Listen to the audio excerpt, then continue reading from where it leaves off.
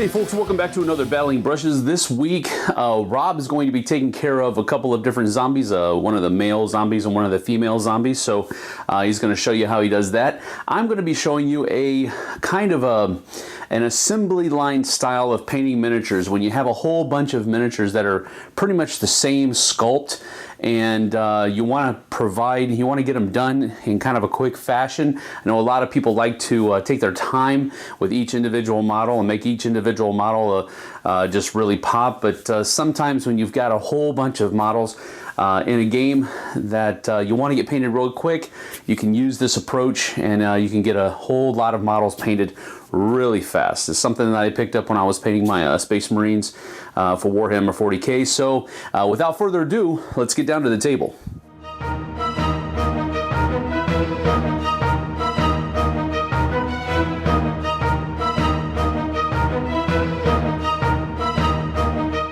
So the different paints we're going to use here are a Deathclaw Brown for his tunic that covers most of the model. Then the Xandri Dust and the Ustabi Bone are going to be used for the skin coloring. This is going to be the base, and then that's going to be a little bit of a lighter dry brush on top of the base. It won't make that much of an effect, but there will be an effect there. And then this Leather Brown here we're going to use for his skull cap, shoes, and that glove. And then these different colors over here, we have Ultramarine Blue, Lava Orange, Hydra Turquoise, Alien Purple, Electric Blue, and Green Skin. These are going to be the colors that will be for his cowl and the leggings that are showing through on the very bottom here, and to provide just a little bit of a differentiation between colors there. Okay, so as we begin, just like with the regular brushes, we're just going to be filling in those spots that are going to have that skin color, and we're doing the skin first because, well, I just chose to do it first. We're not really necessarily worried about a lot of other spilling over, because we're going to get those other things anyway later on. So it's not really that big of a deal.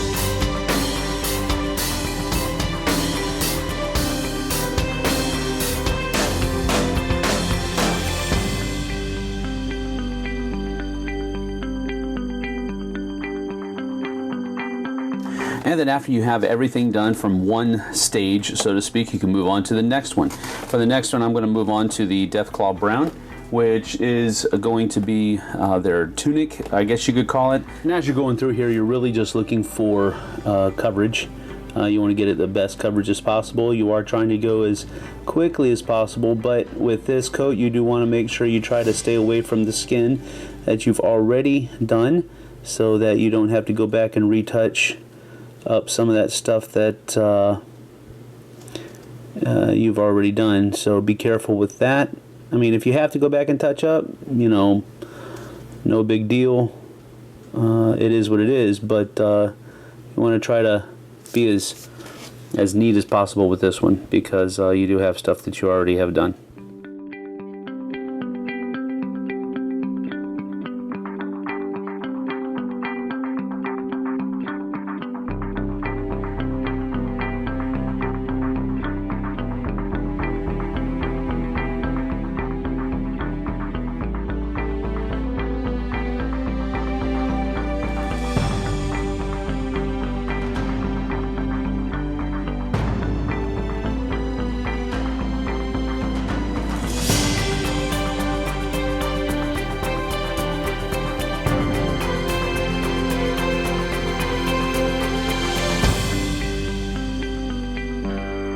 And now that we have all of the skin and the tunics done, now we're going to go in and provide some differentiation with all of these different colors for the cowls and for the leggings. For our first guy, we're going to go with a little bit of alien purple for his... Ooh boy, that looks nasty, but okay. It will not be as bright because we're going to go back and do a Nuln Oil over this, so those of you that might be saying, ew, what a nasty color. Well, I agree. But again, the Nuln Oil is going to bring that back a little bit too, so no worries.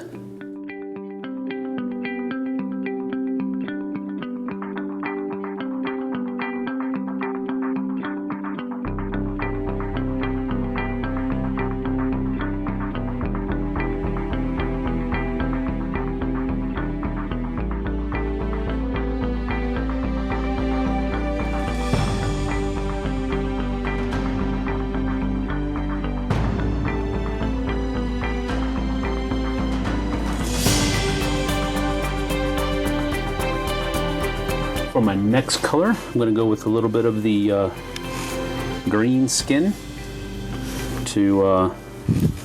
for a nice little green color there.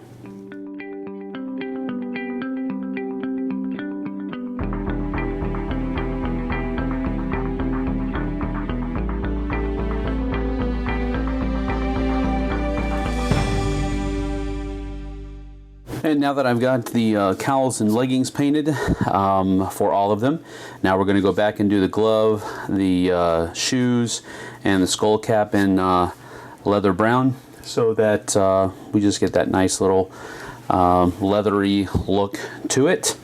And so let's get to that.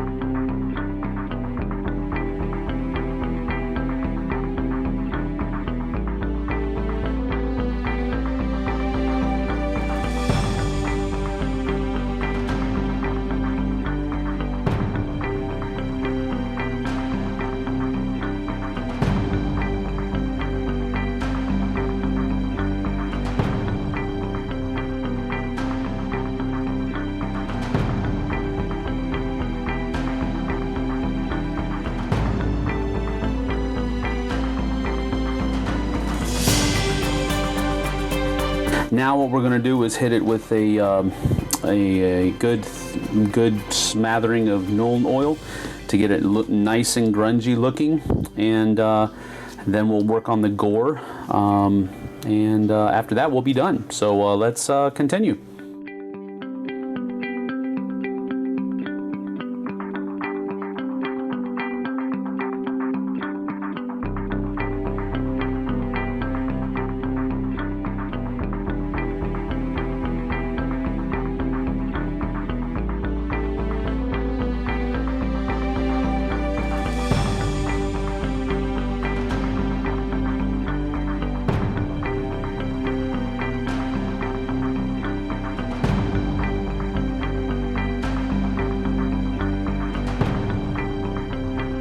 Now the cool thing with the assembly line approach is that more often than not, as long as you don't use too much ink or paint or whatever it is, once you're done with the last one in the squad or whatever it is, the first one that you did is ready to be started on with the next step.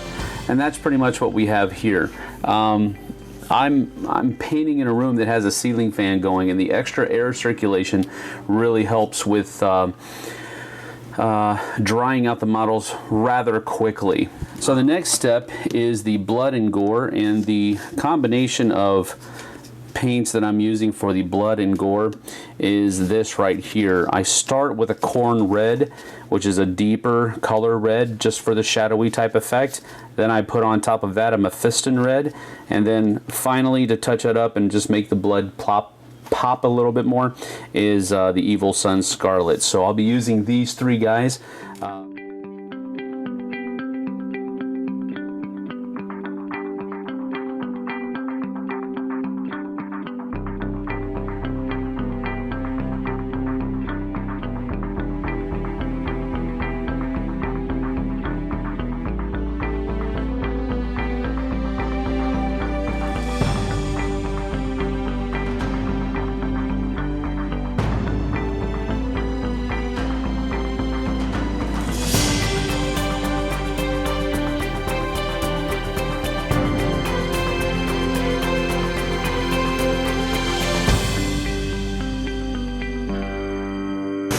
And now with the next coat of mephiston red, we're just going to be probably touching even less than we did the first time, because we're really just trying to touch up some of the highlights and make it just a little bright on some of those spots.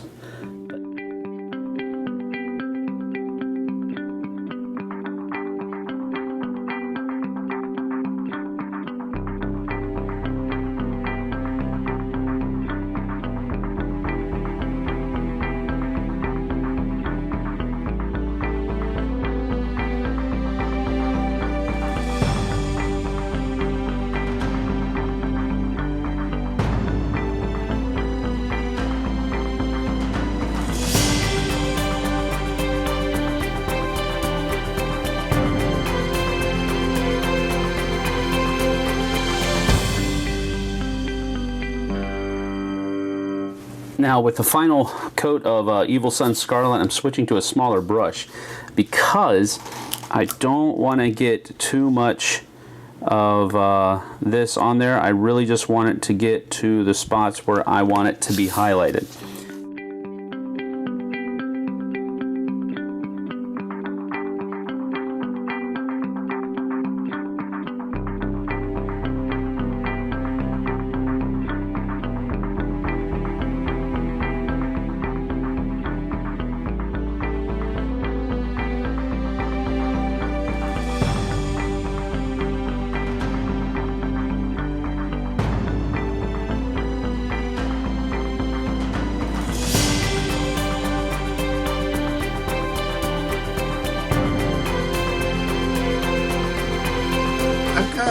Just zombies and millions of zombies to do, so why don't we take a look at some of the zombies. Okay, so we're down to the last of our couple of zombies here.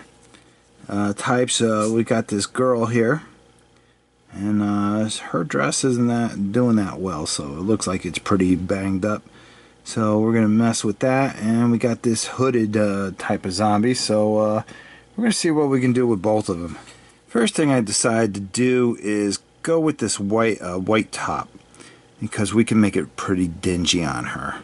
So we're just going to paint this top on her, and we don't have to be too neat with it, because we are going to try to, and she's got this little blouse thing working, so we're not going to worry about getting anything on her hands. But we do, where there's a line that comes down and connects with the skirt, we're going to try to just we're going to try to keep that intact there, and we're not worried about too much. We don't have to be terrifically neat with this, as you can see. And it comes back to her hair, but we want to make sure that we get all her sleeves and everything like that. And again, this is something, like I said, we don't have to be too neat with, because we're going to be cleaning this up. And it's just a matter of getting paint on. If you want to leave her hair black, you can do that, which wouldn't be a bad idea. Maybe we'll try that, but If you get some paint on there, that's okay, because we could just go over with the black if we wanted to. So I'm just kind of making this a white blouse, but it's not going to stay white because we're going to go over it with a nice dingy wash and really kind of dirty it up to make her look, well, like a zombie, to be honest with you. So after we get this, the next thing that we're going to want to tackle is this skirt area. Now, as you can see, her leg is coming through there, so we want to make sure that we really get that area so it really works out pretty well. So let's come up with a good color for her skirt. I think a nice green, dark green, just like and just keep with the whole theme that we've been doing with these zombies. So we're going to go with a dark green for that. So next color I'm going to work with is a Lorne Greene, and it's as you can see, it's a pretty dark and has that medieval kind of feel to it, or fantasy feel to it. So what we're going to do is we're going to go with the skirt here, and again, we don't have to be neat because we're going to clean things up later. Right now we're just kind of getting this paint on here and kind of working it in there, and we're not worried about continuity until we have to clean everything up. But we just want to see, because I'm just kind of guessing on how I want to go with this, and I'm just going off the top of my head instead of really trying to come up with a game plan. And usually for a lot of things I like to come up with a game plan before I paint it, but with these guys, because there's so many of them, I just kind of wanted to work something in there that kind of worked, and I can do something quickly. And just, if it didn't work, well, guess what? I'd just come up with another type of color scheme that would work out perfectly. And as you can see, I'm just kind of going around the leg area, but I want to get on the inside here.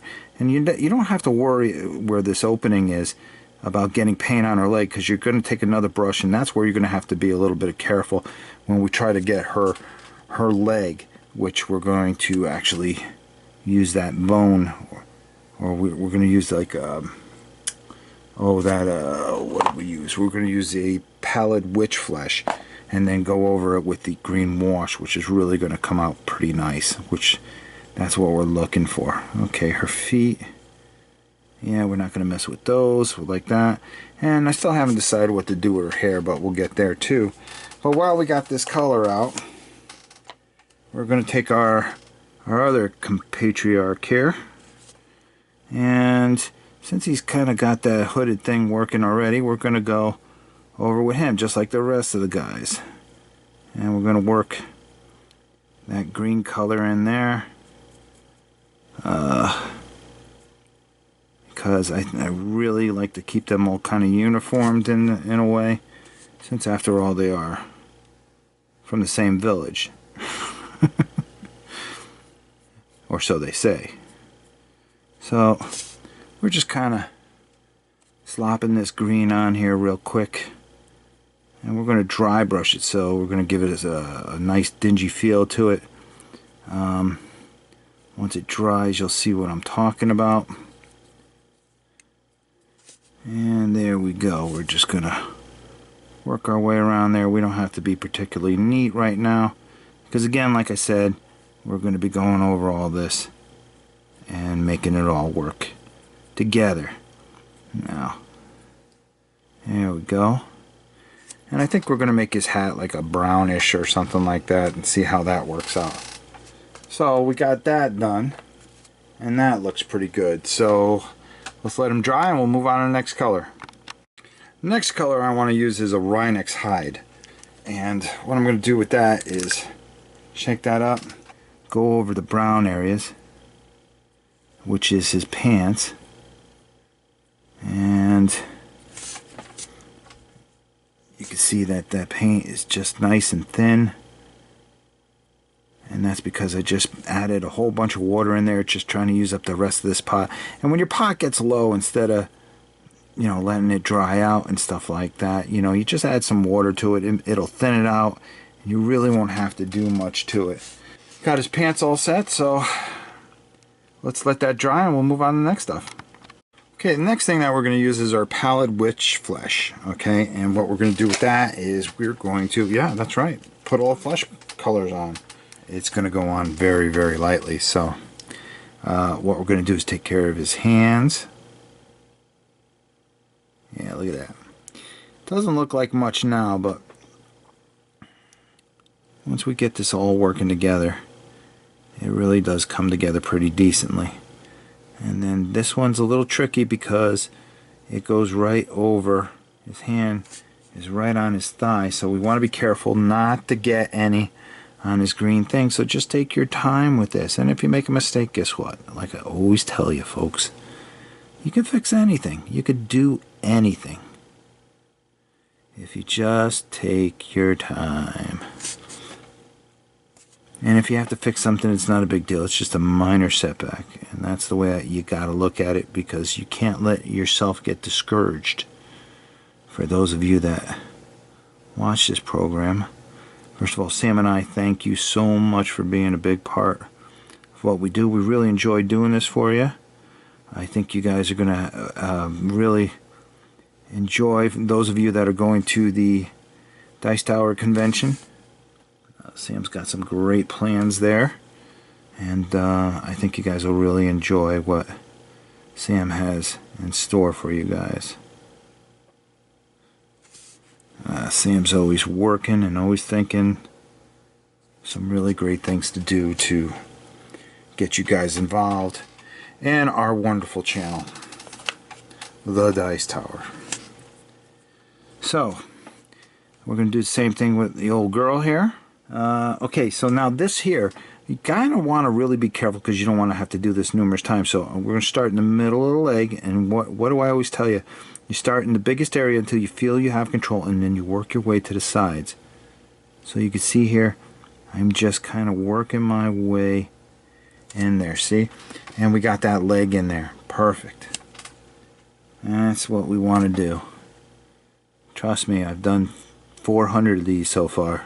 Now another thing here is you really don't have to worry about mixing up this white with this pallid witch flesh, because it's all going to come together. So the only thing that you really want to be careful with is we've already done the brown hair, so we kind of want to we don't want to get this pallid witch flesh all over her hair. So we just want to take our time when we come up in this area here, go over her face, and it will all come together very shortly. And there you have it. We've hit all the flesh areas. There's a little spot there, and that's a tricky part right there. So we're going to work our way over, not taking out the hair. Perfect. Exactly what we want. Make sure that we got all the spots that we need to.